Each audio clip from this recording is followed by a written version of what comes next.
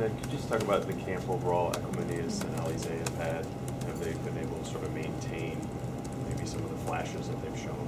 Yeah, they're both extremely gifted players athletically, and so I think as freshmen they've experienced maybe a couple of practices here or there where it became heavy for them, but like a day like today where they can see the light at the end of the tunnel, i.e. a couple of days off, they show up really big. Their athletic ability comes back to them.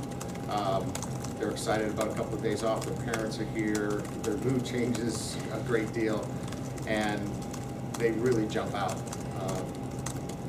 They're guys that are going to be very difficult to keep off the field because of their ability, and certainly where they play, they make for difficult matchups. EQ on the outside, I mean, he can take the top off the coverage.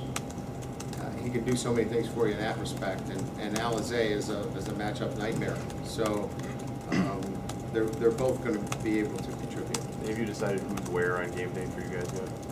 Up top, Mike Sanford will be up top. Yep. Brian, have you decided on your number 2 quarterback at this point? Have you made that decision? I think it would be right now Deshaun. He's really moving in that direction as solidifying that position. How about a pecking order at tight end without Durham, having the reps that maybe you were counting on? Yeah, I mean, I think that's still probably one position, a little bit still uncertain, which is okay because we know what we've got with, Durham once he gets 100% healthy, and he looks much better today. He was a lot more confident out there,